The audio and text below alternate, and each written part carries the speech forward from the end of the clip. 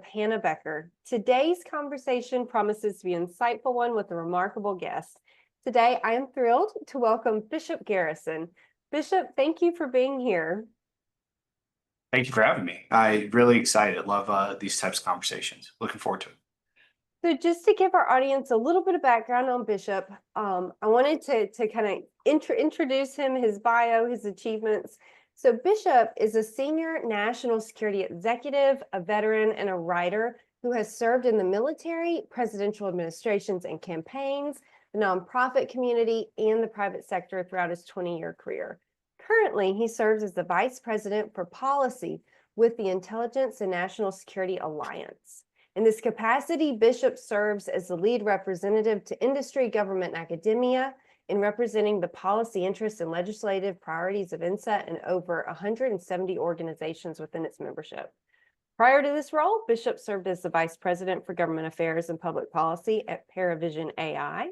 In that position, Bishop represented Paravision before government entities, regulators, and trade associations to help shape thoughtful and ethical policy around the deployment of computer vision artificial intelligence products. He also served in the Biden administration in the Senior Executive Service and served as a senior advisor to the Secretary of Defense. In this role, Bishop was a leading counselor to the Secretary and Deputy Secretary on workforce-related issues, including co-authoring the development of the first of its kind HBCU Consortium, University-Affiliated Research Center, leading the department's efforts on extremist activity, serving as a liaison on sexual assault response and prevention, supporting diversity inclusion policy development and other priority areas. He is also the former interim executive director of the Truman National Security Project and the Truman Center for National Policy. Bishop is a 2002 graduate of the United States Military Academy at West Point and served 2 tours in Iraq with the U.S. Army. Following his service, Bishop graduated from William & Mary School of Law in Williamsburg, Virginia, and he is the recipient of 2 Bronze Stars, a Meritorious Service Medal, and a Combat Action Badge. His civilian accolades and awards and citations for his government and military service. Currently, Bishop resides in Northern Virginia with his family, enjoys reading, creative writing, working out, and playing and watching sports, and is also an active member of the Science Fiction Writers Association. And I am so excited for y'all to hear from Bishop. I had the opportunity to hear him speak when I was doing a fellowship with Globally, and his insights were just fantastic, and they really stuck with me. So I'm super excited to have him here on the podcast. So Bishop, I want to just dive right in. I know we've got your list of achievements, which are incredibly impressive, but I want to hear where your story begins. Yeah, so I was actually thinking about this when ever you asked me to come onto the podcast and have this type of conversation. So in terms of the military, I come from a family of veterans that were all draftees, not really career folks. But my dad got a Bronze Star for his service as a young enlisted man in First Cav during Vietnam. My mother's father, my grandfather, maternal grandfather, was in World War II. My dad's uncle, so my great uncle Fred, was in World War II as well in the Army. I have 2 other uncles, one on my mom's side, one on my dad's side, both Vietnam veterans themselves. So lots of veterans in the line, but no one had actually gone through an entire career. Or had gone into actually being an officer either. And I was interested in the Air Force Academy is how this started. At a guidance counselor, my mom was teaching in public school at the time. So one of her colleagues at the high school said, hey, BJ, as I'm known back in South Carolina and I'm back home, is really, he's doing well, very well academically. He's doing well athletically, running track, cross country. I know he likes basketball, does these other things. He's into school government, science, and tech. You should think about the academies as a pathway. And I was like, I don't really even know what that is. Like, I don't think I really want to go in the military. Well, they got this Air Force Academy. It's very, it's technical. You could do a lot of science, technologies in Colorado Springs, beautiful area. So I started looking at it and I was really excited, went through the, processes and got into the academy, but they want me to go into a year prep school because of my eyesight. And this young major, John Roseborough at the time, came to my house, who was recruiting me. I think he might have been captain at the time, uh, and said, "Hey, you also, whenever you applied, I know you also applied to West Point. So let me tell you why I think you should come in. First, you're not going to have to do any type of prep. You come right in, almost, I can almost guarantee you come right in. And I want you, don't, say yes or no right now. Just come and take a look at the school." So I went up, 17-year-old me, and did a tour there by myself, meeting other students who would ultimately be some of my classmates, as a matter of fact, and just was in awe of it. I mean, like if you or anyone that's listening right now have ever been to West Point, not as a cadet at the time, especially in the fall and the winter, it's just absolutely an absolute gorgeous area, breathtaking. And then to see the pomp and circumstance, to see all the things that they're engaged in as the Corps cadets there, I really just knocked me off right off of my feet. And I preface that in the sense that once you become a cadet, it looks a lot different from the inside out. But that was, I really fell in love with the school, and I really have to give it to the major for going through those efforts. He, unfortunately, I look back, he passed away from cancer while I was in my first year, while I was still there at West Point. But I know he had a tremendous impact on a lot of young cadets' lives, particularly looking to recruit young individuals from the South, diverse individuals, kids from rural areas. He was just tremendous. So that was I think the first major turning point in my young adult career there. Yeah, it's fascinating to hear kind of how he connected you with opportunities and then helped you kind of navigate that. You know, we were talking as kind of also raised, in the deep South, rural middle of nowhere. I Yeah. didn't know what opportunities were out there. I just, it was as if everything that kind of happened in the DC sector is just, something that happens out there, off there. And it's something I never really could, see myself in. And that's one thing that really resonated with me when I first kind of heard you present, was like, oh, Bishop comes from a world I'm familiar with. Yeah, no, proud Palmetto son by birth. Parents were college sweethearts at SC State down in Orangeburg, and my mom worked there for years, and actually, in part, grew up on the campus from the. She always joked from the time she was pregnant with me until I was about 11 years old. We traveled every weekday, hour one way, going to for her to go to school, for her to go to work and teach. And I went to Felton, the little elementary school there on the campus, and absolutely, adored it. But I looked to them for, they instilled within me a particular focus on service. Because my mom was a career educator and came from a family of educators. And my dad, after Vietnam, came home for about a year, was a truck driver for Coca-Cola, and then got into looking at helping veterans find better job opportunities. And for the next 30 odd years, worked at the Employment Security Commission of South Carolina as a veterans employment specialist, helping veterans find jobs. So growing up in that type of household, that has really had a true impact on my desire to serve my community and give back. So, Bishop, was there, I know you mentioned kind of, this massive family legacy of service in the major that helped with, kind of an academy opportunity. Was there any particular event or additional person that really served as a catalyst for your career, maybe in uniform or once you got into the military? Yeah, I think there are quite a few. I'll often think back to my sister platoon sergeant when during my first deployment, a guy named I'll call him David James here, name of Kings, as we always joked about his background, who was also kind of had that old kind of southern crustiness to him, and I still adore him and still adore him to this day. But he really had a strong impact on me because we were very different in personality and backgrounds.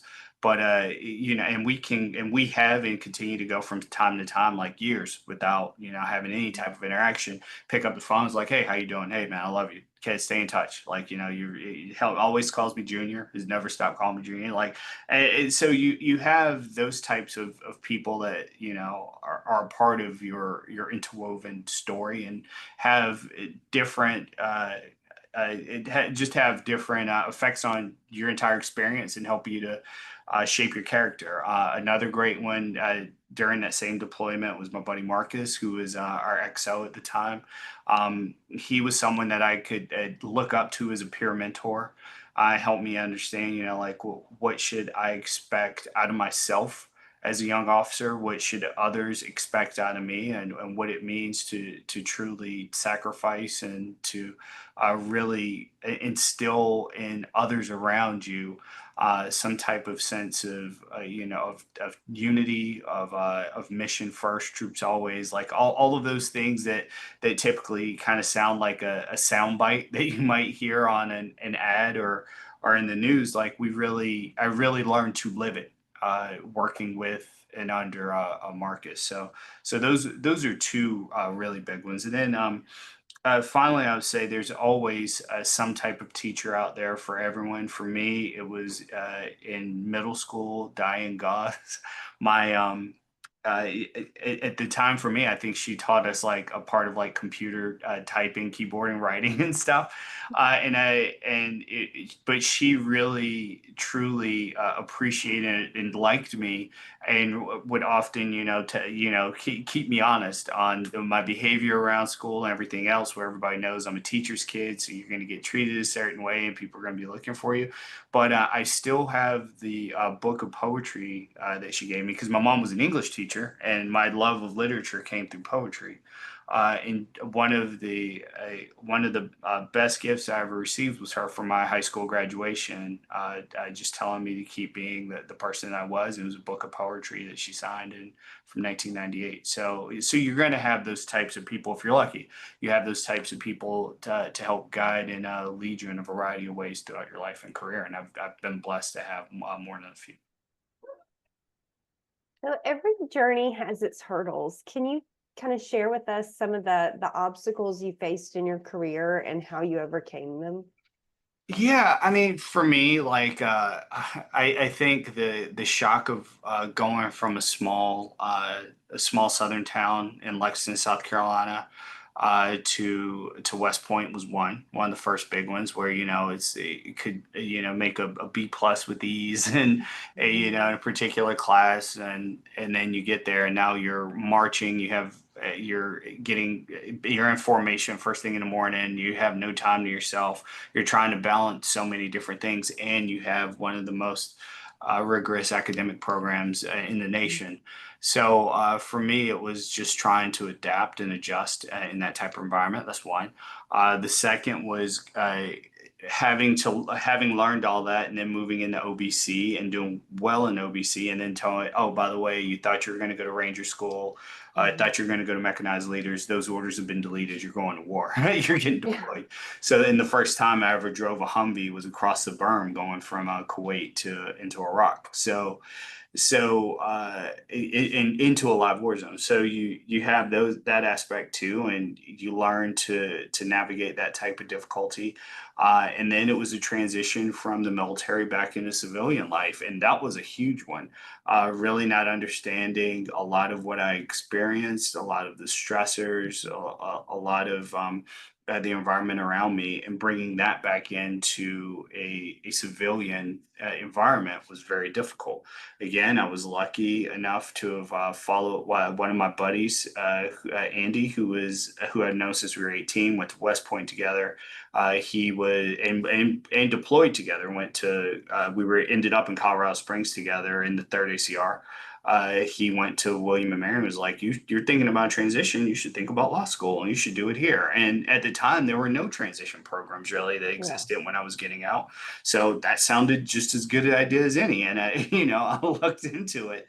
But I was blessed enough to have the type of of camaraderie and welcoming environment community in William and Mary and Colonial Williamsburg that really helped me with my transition and to help to ensure that I could feel as though I was welcome and I'd be taken care of. And that was exactly what happened. And I felt very blessed to be a part of that group.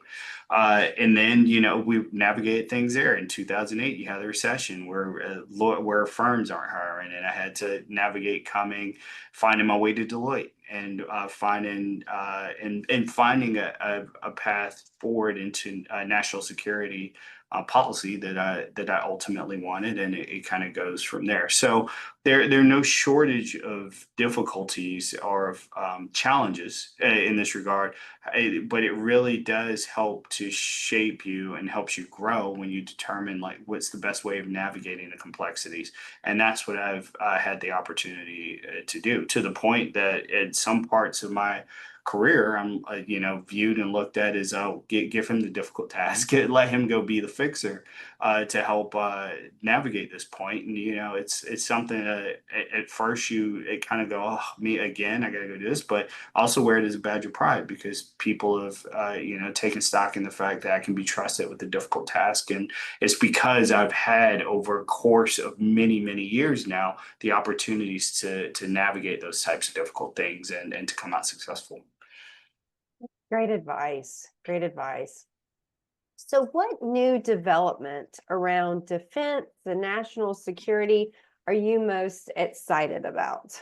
Yeah, so I know that a lot of people, and the elephant in any of these rooms right now is going to be something about AI. Like, and we use AI as this ubiquitous huge umbrella to cover so many different things without really specifying, well, what part of AI. So while I am going to talk a little bit about that, I do want to talk more about things like acquisition reform.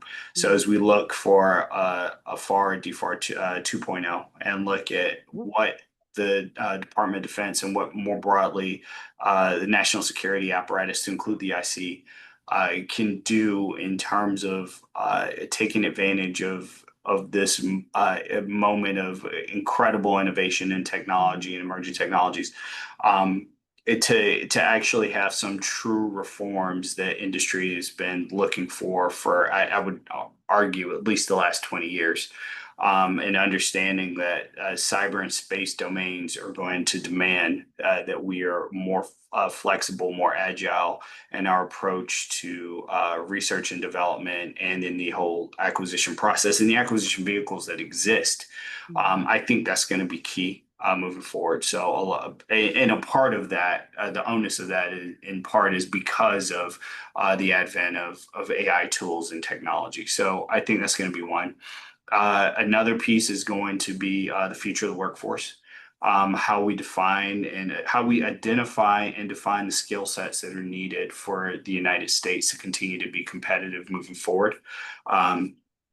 Looking solely at technology is not going to be the answer because you're going to need holistic thinkers that can understand the need for the design pieces, what the user interfaces, what users really need out of the experience, the end goals, and to be able to have the technical acumen and expertise to deliver that.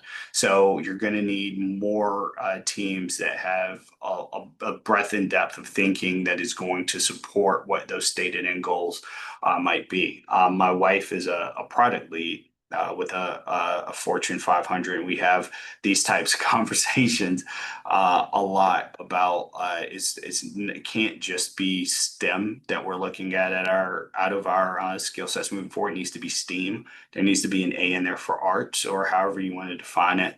But because design thinking is going to be a huge part of this, especially as you talk about human machine teaming, having more LLMs that are going to need more data sets and arguably very concise, understandable goals about what you're trying to get out of those tools and technologies in support of what the end user actually needs. What type of systems, what type of technologies are these types of algorithms actually at the end of the day going to power? And when you look at the broad umbrella again of AI, you're looking at like robotics, like and you're looking at autonomous vehicles and autonomous systems and what the future of those types of technologies looks like. And you're not going to get the best bang for your buck purely out of looking at someone that is just a STEAM, just the engineer, just the mathematician. You can't just be a simple bucket. We need to look more horizontally at these skill sets. So that's going to be another major piece as well. And then I will say, lastly, too, critical infrastructure. We're really going to have a deep concerted effort on the future protection of critical infrastructure, of OT systems, of operational technology systems. More and more of these systems are being brought into the IT systems through the Internet of Things. More diagnostic tools, security tools are being used on these systems. And with that comes some inherent risk if these technologies aren't supported by security by design, security by default type of thinking of procedures.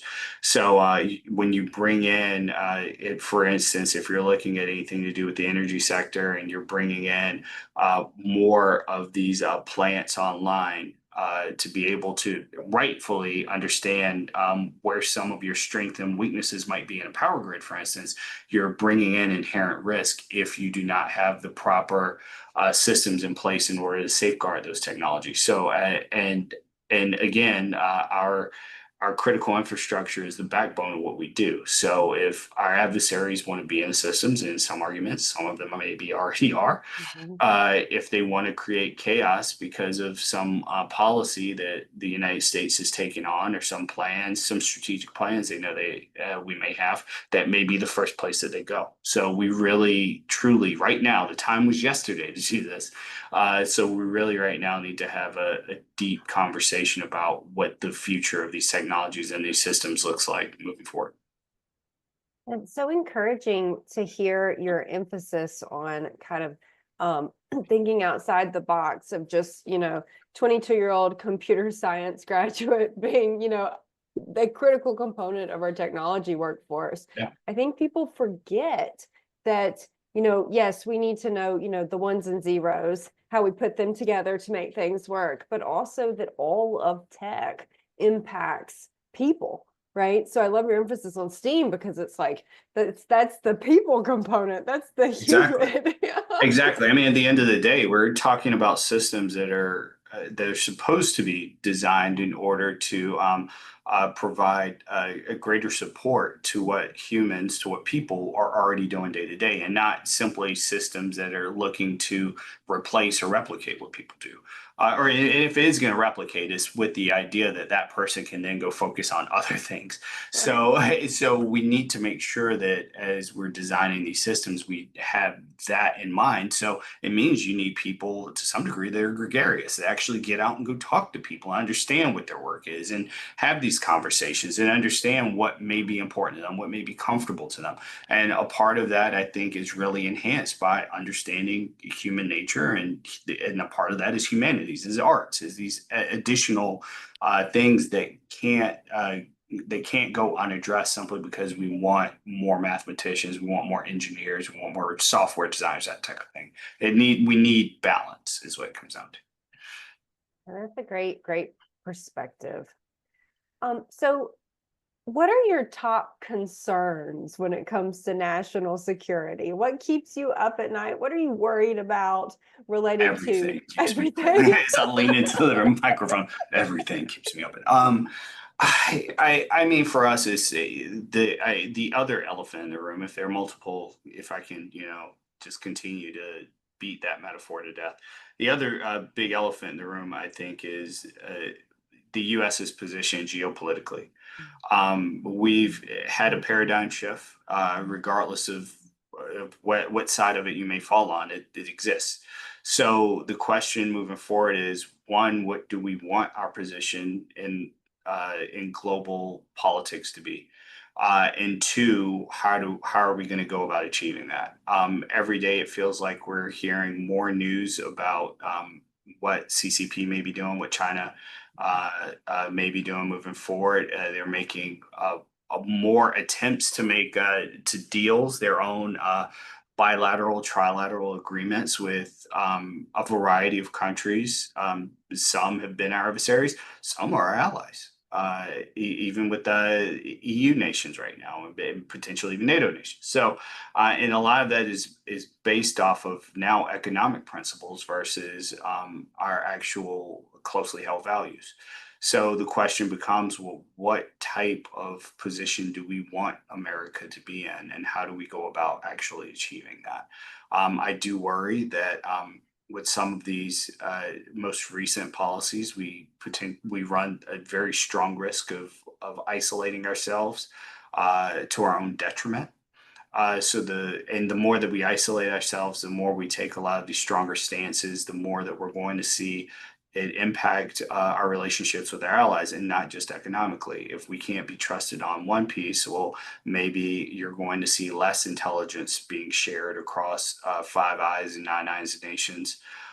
You're going to see less of a want or desire to have American troops within their boundaries, less of a desire of supporting potential operations led by U.S. forces in a variety of systems. We see the Arctic, for example. We know that China and Russia are continuing to have more operations in that area for a variety of reasons, to include natural resources. It's long been a concern of ours, and not just from a strategic land or ability to traverse navigable areas, but also from a climate security concern too. How we go about producing our energy. We have long been a leader in future clean energy technologies. Now China, as they continue to pollute and burn coal and fossil fuels, are also heavily developing and investing in clean technologies as well. Because at some point, we all know that we're going to be making that turn, and we're going to find greater ways to be more efficient with these types of technologies. So, but all of this really comes back to, again, how do we see ourselves geopolitically? Do we want to be the leader that we've been for many generations within the democratic liberal world order? Or do we want to take a step back and be more of an isolationist country? And I think the former is preferred over the latter, but our actions and our policies are going to have to reflect that. Now, right now, they just quite don't. So how do we want to go about moving forward on that is a great question.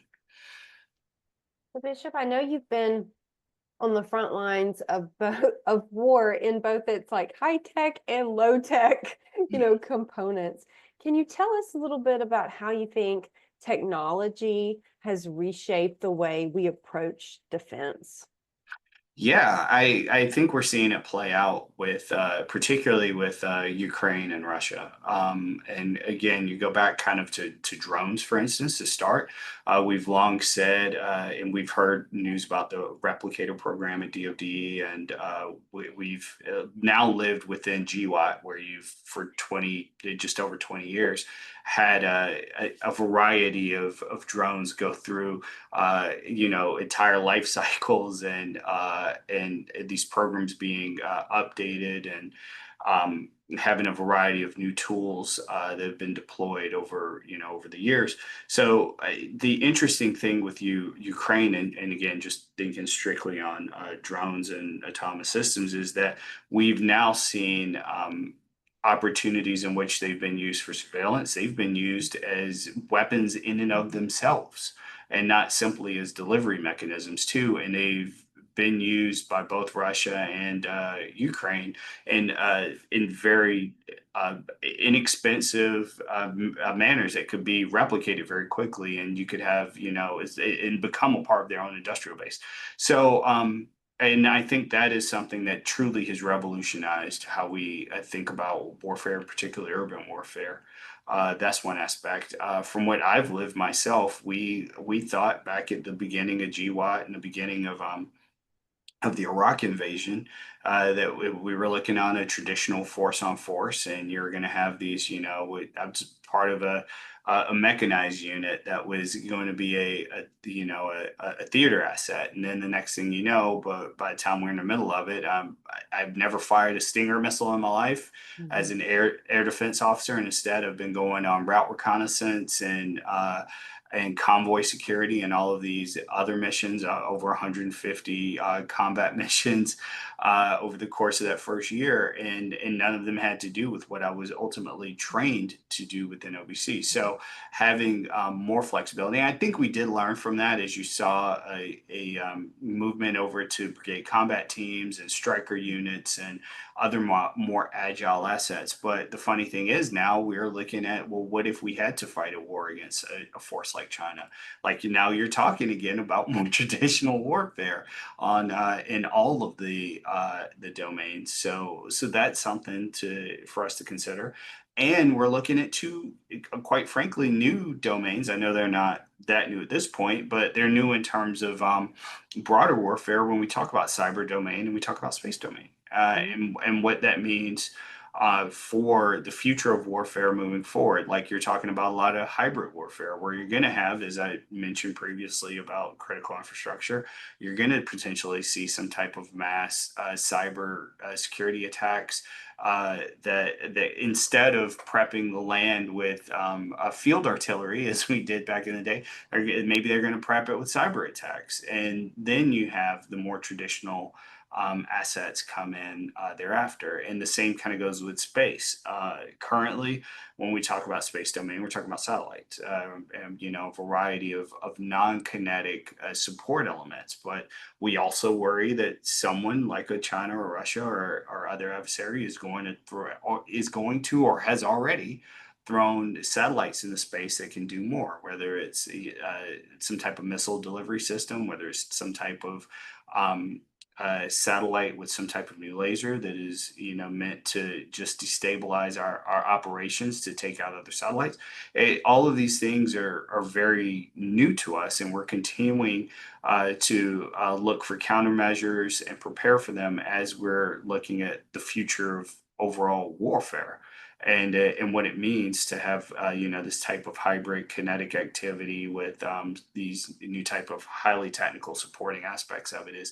It's wild. So my heart goes out to a lot of the strategists and young military leaders and older military leaders that are trying to prepare for just this litany of potential threats. Yeah, it's definitely a changing battle space on Yeah, multiple dimensions. absolutely. So, what about leadership? So, how do you think technology has impacted the way, we either do approach leadership or we should approach leadership? Yeah, I think you always look for the positive and negative aspects of this, and try to find a balance. I think from a positive perspective, being able to work and teach virtually in a very high quality technological space is very good. I mean, like, you can be at home and having like just a perfect broadband signal to your home, and be able to engage with colleagues around the world now Mhm. at any given time in a way that we couldn't do even 5-10 years ago, pre-pandemic.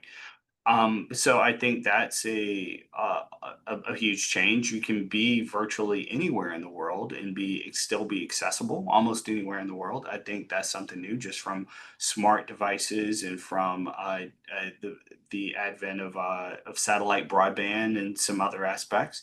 I think there are some negatives with that too, in the Mhm. sense that you have to force people to break away from work from time to time, and make sure that you're not overworking folks. Make sure that you're getting people in a regular rotation for rest, and a part of that is just to get them reset. Like, people are not going to be at their best doing their best work when they're either tired or b distracted, and when they don't have the proper proper breaks, and when they're looking to answer every email or every call or text or any given time, you really run the risk of burning your team out. So you have to force, I think, at times people to make sure that they have properly placed time away in their schedules as well, because technology is so easy and so ubiquitous, and we can just get trapped in these various cycles. And from a more of a policy strategy perspective, I often speak in metaphor. So apologies, I'm already using a bunch of them today, but you should not try to boil the ocean just to get one single pot of hot water. Meaning that as I kind of listed them out, there's so many different threats, there's so many different concerns that all around you, that you have to stay focused on. Well, what is the art of possible? What is it pragmatic? What is our mission? What are our vision? What's our vision? What are our goals? And focus in on those, and try to let some of the other things, though you may be aware of them, fall to the wayside. Because I think there is an onus on us to want to, as we're looking to create solutions for a lot of the problems that we have, the challenges that we're facing, there may be pressure on us to want to engage on all of the issues that we see as we move forward, when really you have to stay focused. You have to stay almost hyper focused and not be distracted by the things around us. And because we are in a technological environment in which we are constantly getting bombarded by information, by data, by these other things, and we can see the patterns that may lead us down different ways, it becomes even more difficult for us to maintain that focus and stay forward. And I think that's a huge part of leadership right now at this moment, is making sure that your teams are focused on what you need them focused on in order for you collectively to be successful. I really appreciate your, emphasis on kind of the opportunities, as the connected world provide us, like accessibility, and then also the challenges. I started working remotely in 2012. My spouse was in the military, and moving from base to base, like as soon as I would come in with my resume, they would know I was a spouse, and they would know I was going to move around. And it was very difficult. Military spouses have really high unemployment and underemployment rates. And my dream, over 10 years ago, was maybe one day, this remote work will become a thing. And then I can maintain a career alongside my spouse while he's in uniform. And then when the pandemic happened, it was like overnight, we can work Yeah. remotely. This is normal. This is not just me, and a handful of spouses that managed to secure something remotely back in the day. But it shocked me when, we're working remotely. I did not realize I considered myself like an old pro at working remotely. And it surprised me at how, when that became like kind of a workplace norm, how things shifted. And it was exactly as you're describing. Just I was all of a sudden inundated with, information, all of this load expected to be accessible 24/7. My Yeah. burnout went through the roof. And it was, as you were describing it, I was thinking, yeah, that is kind of, we've got the accessibility on this hand. Organizational leadership needs to know how to manage and, support remote and hybrid teams, Mm. which is different. And we don't think about it, I think, just maybe due to the urgency at which, remote work, we jumped in head first, with the pandemic. Absolutely. And I think that something that I think it really behooves leaders, it really push them to do, is empowering their teams to protect their time. Meaning, like, you're going to take lunch at this time, you're going to have family time. I may work in New York, and my leader may be in San Francisco, but East Coast time from 6 to 7:30, 8 o'clock is my family time, and I have to make sure that I'm there and I'm focused and present and prepared. Now, after it come 8:01, 8:30, what have you, I'll be on until whenever I need to finish the work. but it's important for me to do that, or to have that lunch, or to do laundry in the morning, if or even walk the dog. If you don't have kids, you have pets, you have some, and we all have something Mhm. that's important to us that is going to help keep us stable, balanced, and energized. And we need to be able to protect our time in order to take care of those things. Bishop, what skills or mindsets do you think are kind of essential for success in this sector? Defense, the public sector. Oh yeah, I think being able to work in teams with a variety of people is incredibly important, because it's just naturally going to happen. I think being flexible and having an idea of like innovative thought, and when I say innovative, it doesn't really harken back specifically to the technological aspects of this, but just looking for creative solutions to problems, and never immediately going, well, that won't work. Like, well, you don't know. Make them tell you no is a mantra that I often use. Like, it's not a foregone conclusion that a particular answer, may not be it, but unless it's just completely off the wall. But we're speaking in the realm of normality and reasonableness. So like, if it's something that's generally reasonable, why not give it a try? And look for the aspects of that. Don't be afraid to fail. And I know that is something I've heard it here recently. We had in INSA, we had our spring symposium this past week, and we heard a lot about that. But a big piece is that we have to become less risk averse. Like, if we're going to meet the moment from this innovation age, and being able to move at the speed of innovation, in all aspects of, particularly when you talk about the United States, the federal government, you have to be able to take risk. And that also means that whether it's a contract officer, whether it's a program manager, whomever, you have to be less willing to ding them whenever they do take risks, to penalize them. And we have to be able to not only take that risk, but if it doesn't break our way, if it is, if you do meet failure, that's okay. But did you learn from it? Did you grow from it? Did you take the proper metrics away from it and move that forward, so next time you don't fail? It doesn't mean that you just go out every time and take every risk on everything and just keep coming back with a big egg, a big zero all the time in terms of victories. But if you're doing it in a way that's strategic, in a way that's thoughtful, in a way that you're looking to actually learn and grow from, I think that's important. That's something that we're gonna have to do. Yeah, the threats are coming at us at such a rapid pace. We've got to be able to kind of meet that, to provide effective defense. And I love your emphasis on innovation, and which means, not always necessarily getting it perfect every time, right? It Yep. is the trial and error. That's how we find out what doesn't work.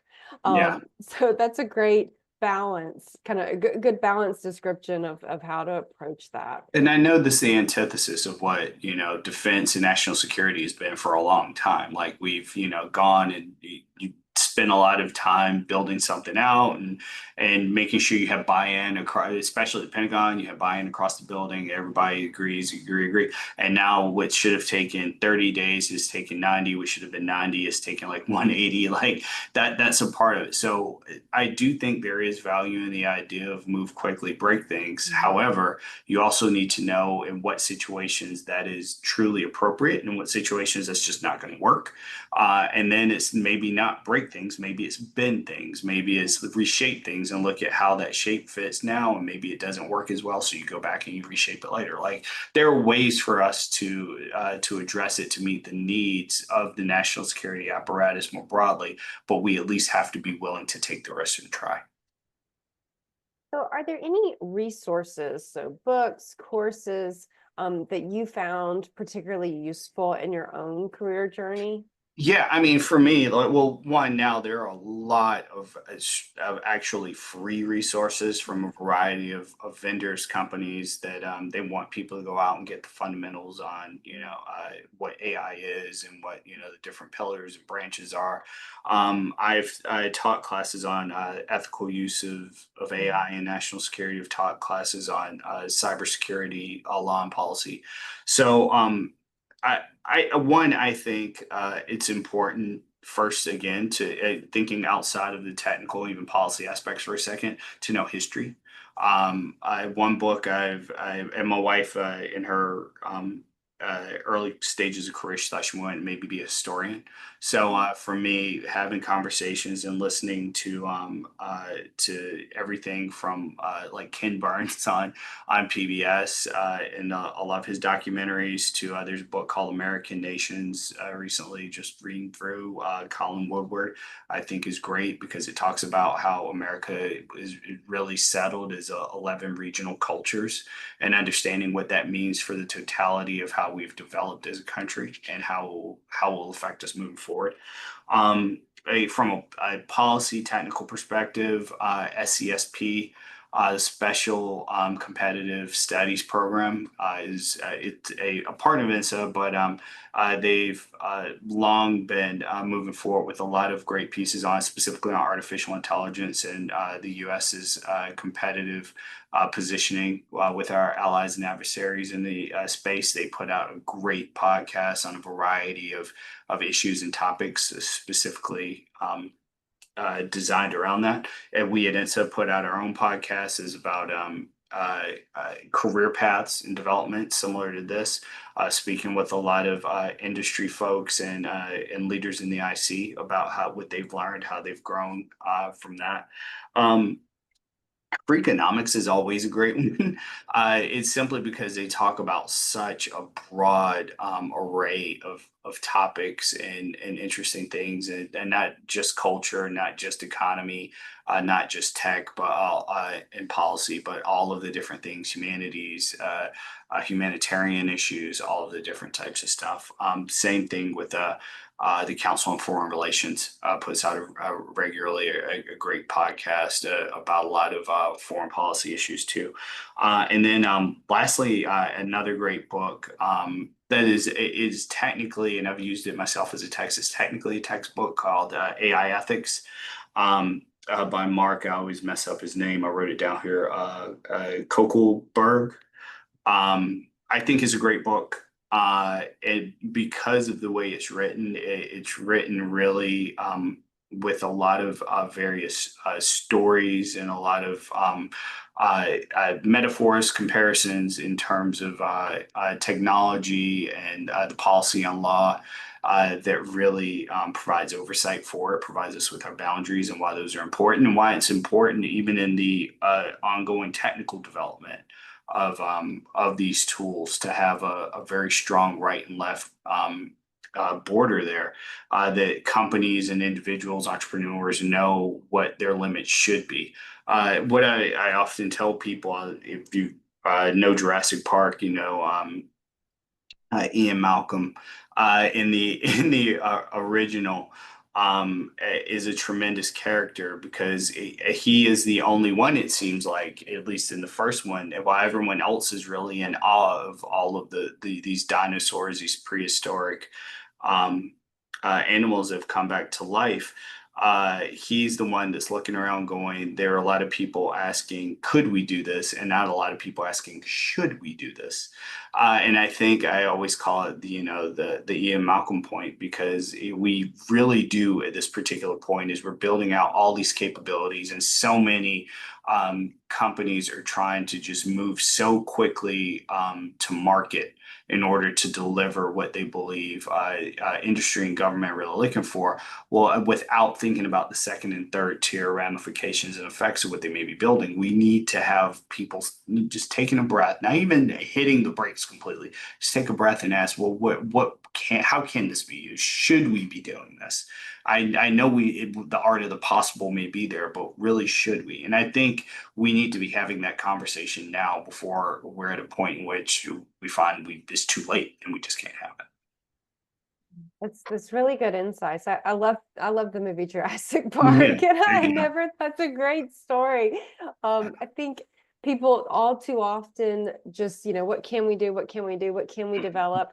And then not thinking about, well, it's really, the human side of how if we develop this, what happens when, it erupts like Jurassic Park. Yeah, yeah, and it's always just been interesting to me that that there wasn't more of the onus on that particular with Jeff Goldblum's character on that particular aspect of the idea. I think in latter stages, latter movies, latter discourse, we have gotten there, but that was as a kid, even watching as a teenager watching. That was the first thing I was like, why the dinosaurs are extinct? Why do we want to try? Man wasn't around when they were there. Why would we do this? Like, and where everybody else is like, oh, cool. Wouldn't it be cool to see a velociraptor? No, it would not be. Like those things should not be around right now. Like, so yeah. So that's something I think we're gonna have to come to terms with. Yeah, this is a perfect analogy with AI. I love that. So, looking back, what stands out as one of the most rewarding experiences of your professional journey? Oh man, that is a good question. I think having the opportunity to serve on several presidential campaigns has been really great. Now I spoke with a colleague about this recently, just in terms of how unique and different of an experience that is. Mm. Having been on both of a major winning or winning reelection and a very surprising loss on both in two different aspects has been very eye opening and helping me to understand, like what it means to celebrate a huge victory, what it means for defeat today, and that defeat doesn't last forever. Um, Another one is working at a startup, an AI startup, and getting hit with a tech turndown like everyone else did. I would not trade that experience that started that year of startup experience for anything on this planet. It was with some absolutely tremendous professionals at Paravision, and it really gave me a better understanding of the inner workings of the startup space, the tech startup space, what it means to be an executive at that level. And really it's you're rolling up your sleeves and you are going to take on the task of whatever you need to be successful on that given day. That is your day. And really understanding and having a better appreciation for that and for what business leaders at every level have to deal with from day to day. And then I'd say lastly, all the time that I've spent at the Pentagon is just absolutely tremendous, as well as my military service. Being a young JMO, there's nothing else like that either out there in the world, leading a platoon, particularly, I mean, at a time of war, but in any aspect, just having the opportunity to be a young platoon leader. But then taking that experience along with my training and education and walking back into the Pentagon and being able to serve secretaries, undersecretaries, deputy secretary at the highest levels, and really understanding what it means to staff a principal, to support principal, and then to some degree serve as a principal yourself in what you need in order to learn and grow as well. So yeah, those have been really impactful. So, looking forward, what developments are you most hopeful for in terms of, our future? Yeah, no. So I think there are several things that I really want to see moving forward. I think there's always opportunities in chaos. If you want to look at this particular moment, there's a lot of complexities in it. So I think on the back end of it, we're going to have a lot of opportunities to reshape and rethink how the federal government serves the nation, and then how we are a part of the broader global community. I think that, and I'm excited for that moment because I think there is a lot of opportunity in there to get away from, in some aspects, very traditional notions of thinking of how we shape policy, of who shapes the policy, of who's in the room when it's done. and then how that policy is implemented. I think there are a lot of opportunities for that. I think the next, quite frankly, 5 to 10 years are going to be incredibly exciting in terms of technological development. You have things on the horizon like fusion technologies. When you talk about energy and making small modular reactors and having, excuse me, having the ability uh, to power systems at a much more a smaller, more localized space with a great deal of energy. I think that's really important. I think you're going to have a lot of major advances in cybersecurity and the protection of the Internet of Things, of smart devices. You're going to have a lot of innovation in what the next smart devices are. I think you're going to see a lot of more cool things in terms of wearables, in terms of how the warfighter is outfitted, with a lot of everything from sensors to read and the environment around them to also check on their own vitals and be able to provide them with life-saving support more quickly because we can track issues more closely. With that, I think we also need to be looking very closely at a lot of our own law and policies, particularly around privacy, civil rights, civil liberties, making sure that we're not going to run amok on these long-held constitutionally protected rights as we have more of these technologies move into the mainstream and are utilized more broadly, especially when you talk about things like the smart devices, things I've worked in, like facial recognition in the past, knowing again what we can do and how it can be implemented, but again, asking that hard question of should we go that route in this particular instance. Things, the AI algorithms and a lot of these technologies, robotics, LLMs, small language models, whatever you may be utilizing within the broader scope of AI, they don't have to be scary. We should definitely think smartly, think strategically about how we develop them, about how we utilize them, about how we deploy them. But they are not inherently evil or bad technologies or tools. They are tools to help us learn and grow and shape our own work. And that's the way we should be looking at them. That's the way we should develop them. That's the way we should deploy them. And we should look to do the most good with the least amount of harm. And if that equation is not balanced, we need to make sure that we're addressing it. Good words of wisdom there. So any final kind of words of advice for someone that may be interested in following your footsteps?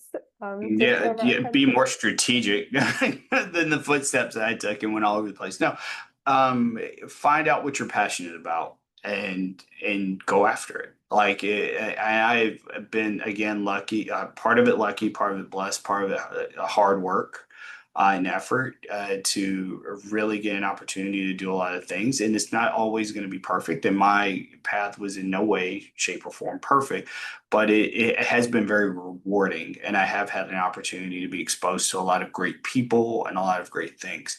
So look for that aspect. Look for something you can be passionate about, something you'll find rewarding, and then determine the best path forward. Ask all the questions. Walk into the room and just ask the questions, and don't worry about whether, oh, this person may think that's a silly question, or this person may think I'm dumb. What cares? Like the question is whether or not you got out of that room, out of that experience, what you needed to grow, and something was going to shape you. And then lastly is kind of a parting thought. When I was during my first time as a civilian in the Pentagon, working at the first stint at the White House liaison, and my boss left after I had just come in as a deputy within the first like 3.5 months of being there. So I quickly found myself as the liaison, and then Secretary Hagel treated the liaison as a part of the senior staff. So I'm going to these regular meetings with the secretary and all of the service secretaries and all the undersecretaries and the chairman of the Joint Chiefs and the vice chair and the general counsel, and so like and me, and sitting, in the room. And I remember the first one I went to, and I was just sitting there sweating bullets. Stephen Pressfield, the time the department's GC, is like, "Hey Bishop, how you doing? You doing all right? Look a little nervous." I'm like, "Yes, sir. I just, I'm doing great. This is just my first time here, and worried that, I feel like I'm punching a little bit above my weight, being in here nervous." And the thing, he looked at me, put his hand on my shoulder, and said, "If you're in the room, you're supposed to be in the room." And that's something that if people have heard me speak before, I talk a lot about that point, because we don't hear that enough, often as individuals. A lot of us don't, from various backgrounds, from the South, for people from underrepresented communities, women, what have you, and yeah, people just from rural communities, a variety of us. That have not had the opportunities and experience to hear that statement. I think it's a very, very potent, important one. Like, if you were in the room, if you've had this opportunity to be here, you're there for a reason. So remember that. Don't have the imposter syndrome. Don't worry about asking a silly question or doing anything. Ask what you need, get out of it what you need to, do what you need to do as being a part of it, and move forward. And that's something that I do my best to live every day. Well, thank you so much, Bishop, for sharing your insights with us. Your contributions to our nation have impacted all of us, and it's so cool to kind of hear how you, made the journey. Yeah, thank you for having me, and thank you for hosting this podcast. I think it's a really important one, and for everyone, beat Navy, and everything that you do. Always gotta remind. Even though I'm wearing yellow today, I realized for this podcast, I'm still gonna say it. So, but all jokes aside, thank you. I really appreciate it. And to our listeners, thank you for tuning into this episode of Tipping Spears with Hannah Becker. We hope this conversation sparked new ideas and challenged the way you think. Don't forget to subscribe to the podcast, and we'll catch you next time with another exciting guest.